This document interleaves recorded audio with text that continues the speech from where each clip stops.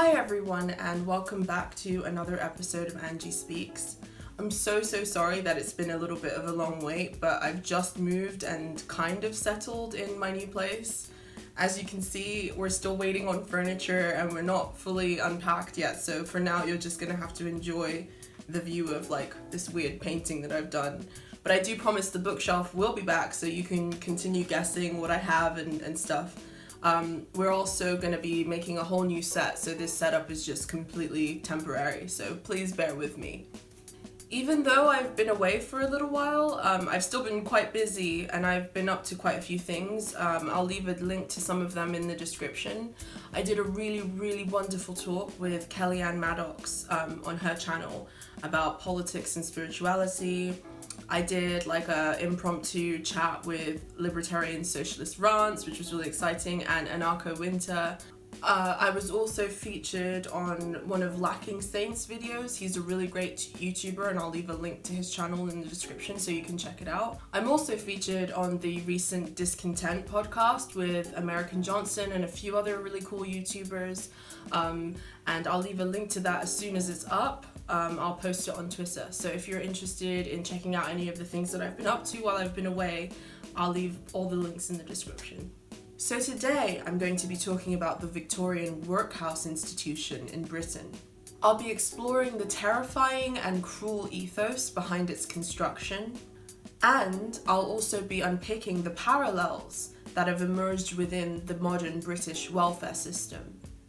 The establishment in this country has a long history of hatred and disdain towards the poor, and unfortunately this is something that's continued within our current system.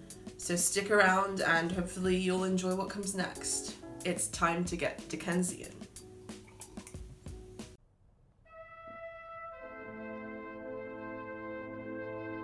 The workhouse was an institution created by the British establishment as a cure to the issue of poverty and destitution within the industrial period. The homeless, the infirmed, the mentally ill, the disabled, orphan children and the unwed mothers of Britain were given no other choice but to succumb to the workhouse, as there were no alternative welfare systems for those on the margins of Victorian society.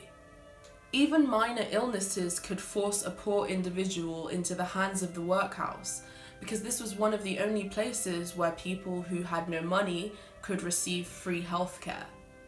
The workhouse reaches back to the 17th century, but the Victorians were the first to implement it as a catch-all solution to the issue of poverty. The Victorian period was a time of huge industrial growth and automation. However, this created social and economic issues that forced rural labourers into cities, creating a huge influx of urban poverty. During this period, the only options for poor people were to accept low wages in factories, prostitution, crime, death from starvation and disease, or the workhouse. Ironically, many of the individuals during this period would rather brave the former options than submit themselves to the institution. The workhouse was a terrifying and shameful option, and the societal stigma and fear surrounding this institution was used as a deterrent and a weapon against those who could not compete within industrial capitalism. By 1900, due to the industrial and colonial expansion projects of the ruling class, Britain had become the richest and most powerful nation on earth. Yet, a third of its urban population lived in poverty and squalid conditions. The vast transfer of wealth into the hands of factory owners, colonial adventurers, and aristocrats through the mechanisms of capitalism left the poor and working class desperate and without the means needed for survival. The poor during this period were forced to scrape by on low wages, rely on familial and kinship support, or inevitably submit themselves to this terrifying and horrible institution. The workhouse system survived until after World War II, and for 100 years, almost 60 million poor people were subjected to its horrors, and it is estimated that 5 million people died in this institution due to abuses, disease, and unsanitary conditions. The institution was created under the assumption that if the poor are given relief, it must be done in the most humiliating and onerous way possible, lest the poor become dependent. The ruling class assumed that the poor needed to be compelled to labor. They created conditions that were so dehumanizing within the workhouse to make people accept low wages within factories over becoming dependent on the state. This was so that people would accept the long hours and hazardous conditions within the industrial factories over the idea of accepting benefits from the state. The despair and dehumanization of the workhouse system compelled many to choose fighting in the brutal and deadly conflict of World War I over braving the conditions of industrial Britain. Charlie Chaplin is usually used as a success story to hide the shameful history of the institution because he managed to make something of himself despite his precarious origins. This was not the case for the vast majority of the working poor. Many of them were actually able to keep out of this institution through ingenuity and familial support. However, any kind of unexpected event like an illness or an injury or the death of a breadwinner could push an entire family into the workhouse. This was an incredibly precarious time for the poor and the working class. The transition from rural labor to industrial capitalism created an entire class of people that were completely destitute and unable to compete within this new system. The state's answer to this was to create this institution to give these people a place to toil and labor.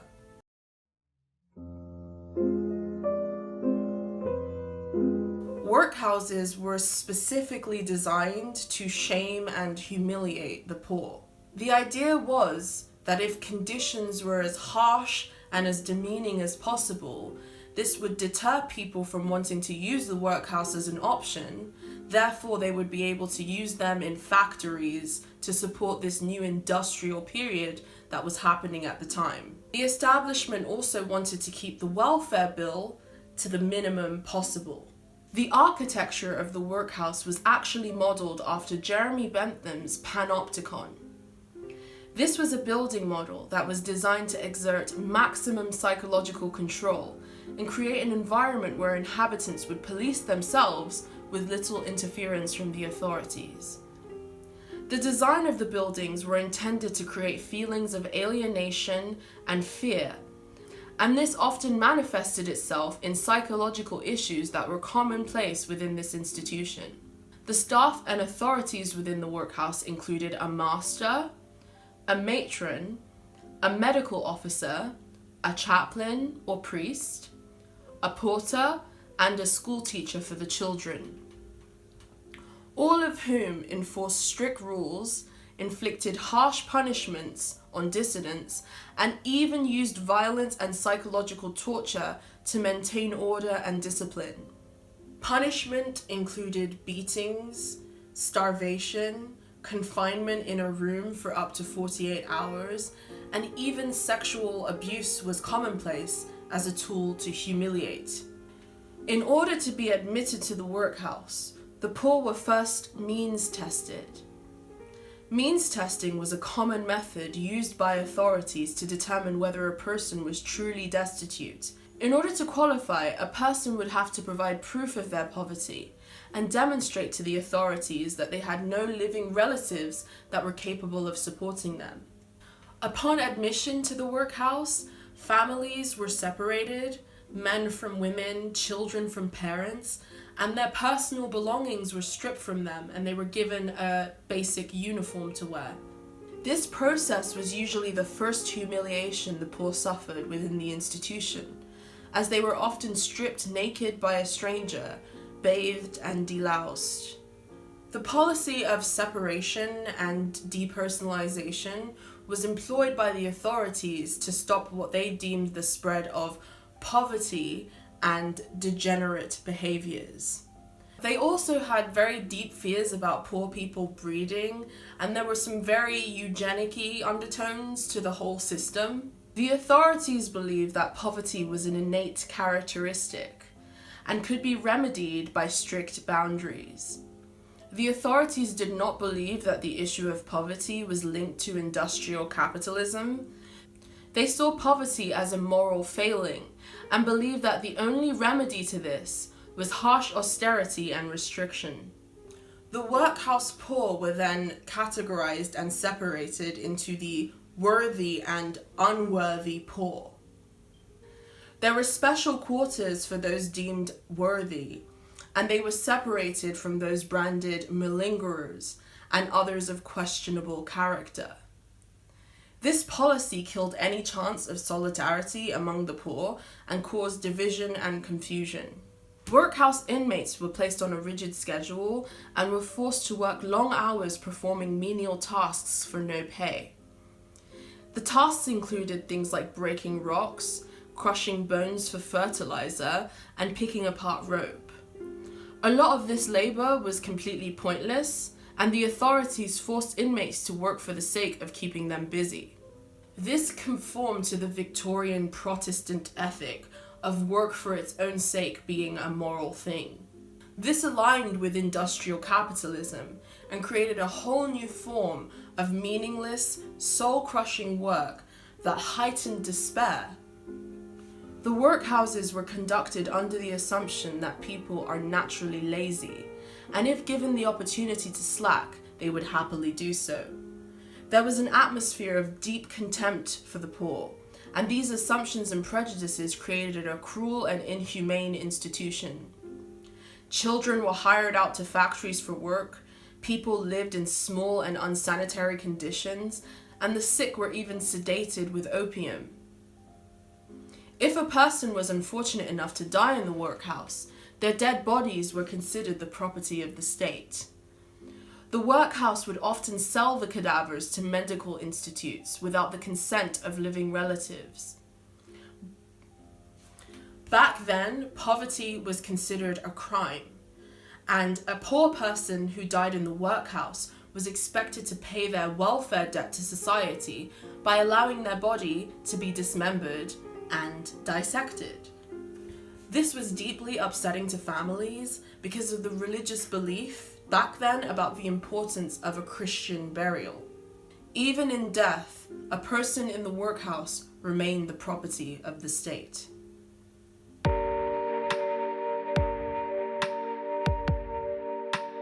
The workhouse institution was abolished after World War II, and it was replaced with the welfare benefit system and public housing that we have today.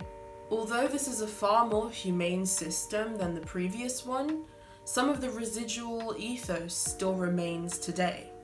The system is still very much based on the assumption that people are inherently lazy and need to be compelled to labor. And unfortunately, many of the cruel practices are far more abstracted and difficult to unpick because the system is now heavily reliant on deeper levels of bureaucracy, and the advent of the internet has created an even deeper layer of abstraction. One example of this is the recent sanctions that were made, forcing sick and disabled people into work by labeling them fit and cutting their benefits and housing. People with heart conditions, chronic illnesses, and mental disorders have suffered tremendously in recent years, and many have even died due to these forms of austerity. Means testing is still a massive part of the system, and there are even still categories similar to the ones in the workhouse of the deserving and undeserving poor. There is also still a shame and heavy stigma that comes along with signing on or living in state housing. Once a person submits themselves to the welfare system, they are caught within heavy bureaucracy, and failing to completely comply can cause your payments to stop, or you could even lose your housing. The ruling classes also use the system to push quote-unquote undesirables out of major city centers by denying housing rights and moving people away from their family and their roots. In many cases, in order to continue to receive payments, a person must prove to the authorities that they are seeking any form of work. This usually consists of several meetings a month in which you must provide proof that you are going through the necessary avenues to find whatever work possible. If the officers are not satisfied, they can stop your payments or place you on sanction. If you miss a meeting for any reason, this can also work against you. Social housing is also deeply designed to alienate and psychologically control the poor. It is often neglected and designed using brutalist concrete architecture to heighten feelings of alienation, discomfort, and disconnection. And there is also a huge stigma about living in a council flat or house. The recent Grenfell Tower tragedy highlighted the failures of this system and showed that the social attitudes of disdain and indifference towards the poor are still very much alive in the current welfare system. Benefits officers are also constantly pressured to make further sanctions than they're comfortable with, as the British government has recently hired third parties and managers to go into these institutions and enforce austerity. These policies have, quote-unquote, indirectly ruined the lives of millions, and in some cases, the neglect and lack of compassion has resulted in the deaths of hundreds or even thousands of people. Grenfell Tower is a perfect example of how austerity and disdain for poor people can create the dehumanization that allows such awful things to occur. In 2016, director Ken Loach released a film called I, Daniel Blake. This powerful film explored the cruelty and dehumanization inherent within the British welfare system. And through the eyes of the protagonist, Daniel Blake, we are privy to his struggle with debilitating heart issues that threaten his benefit payments after he's been declared fit for work by the authorities.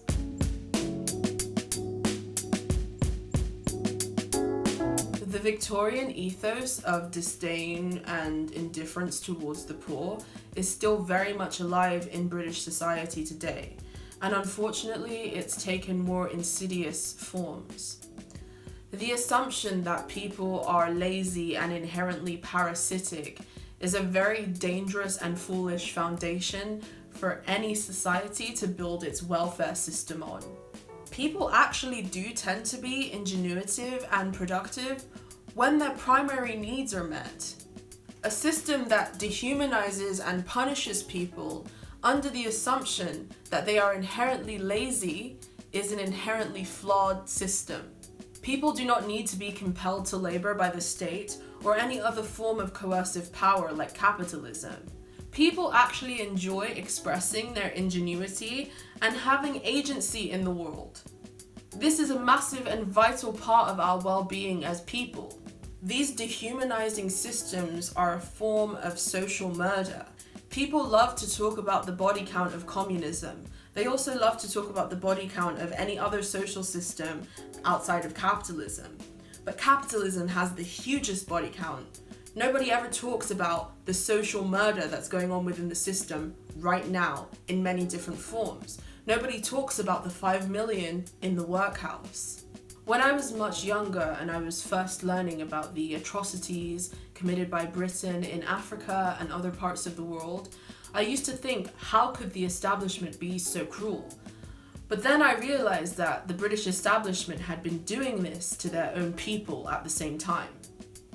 But the difference is, post-Workhouse, post-World War II, they then convinced these same people that they were white, quote unquote, in order to alienate them from their class allies in the other parts of the world. Today in Britain, most white British people have ties ancestrally to the workhouse system. Yet, unfortunately, some white British people will ignore these class contradictions in favor of adopting nationalism and racism. If we are going to overcome the evils of this establishment, we must unite together as working class people. The establishment has always been disdainful of the poor, and the interests of the establishment have always worked against the interests of the poor. The establishment is not at all interested in protecting us or increasing our quality of life. This is something that we must take and do for ourselves. We must do for all those who died through exploitation, those who died in abject poverty, and for all those who suffered the abuses of barbaric systems and institutions. Thank you so much for tuning into today's video, and I really hope you enjoyed it, even though it's a little heavier. I did say that I was gonna do lighter stuff, but I don't know, whatever. I'd like to say a special thank you to all of the new Patreons that have come this month. Thank you so much for deciding to support the channel, and if you would like to support the channel and enable me to put more time into videos, please consider becoming a Patreon. I'll leave a link to it in the description. I'm also going to be doing a Q&A video fairly soon to celebrate the huge influx of subscribers that have come to my channel recently. Thank you guys so much, and if you would like to leave a question for me down in the comment section, just tag it Q&A in order to let me know that that's what it's for. Thank you again to all the Patreons. Please decide to donate to my Patreon if you're able, and thank you and see you later.